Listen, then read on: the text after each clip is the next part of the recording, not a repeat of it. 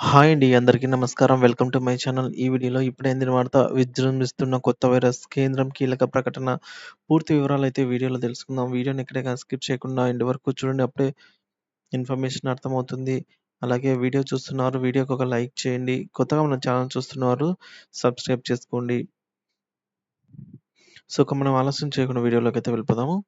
Friends, ఇక విషయానికొచ్చినట్లయితే monkey పాక్స్‌పై కేంద్రం alert.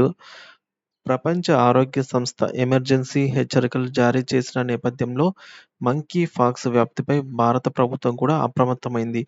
వ్యాధి సంక్రమణ నివారణ చర్యలకు ఉపక్రమించింది. ఈ కార్యాచరణ ప్రణాళిక గురించి ప్రధానమంత్రి ప్రిన్సిపల్ సెక్రటరీ పీకే మిశ్రా అధ్యక్షతన ఉన్నత సమీక్ష అయితే నిర్వహించారు.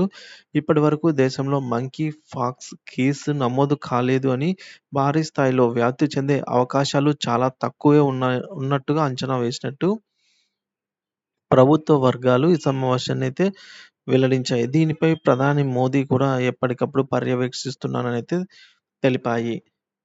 ఇక మరోవైపు ఆఫ్రికా దేశాల్లో మంకీ పాక్స్ కేసులు విజృంభిస్తూ ఉన్నాయి. అక్కడ ప్రస్తుతం కేసుల సంఖ్య 18,737కు చేరింది. ఈ అంటువ్యాధి వేగంగా వ్యాప్తి చెందుతున్న క్రమంలో మహమ్మారి కట్టడి డబ్ల్యూహెచ్ఓ నేరుగా రంగంలోకి దిగింది. అత్యవసర కమిటీని అయితే నియమించింది.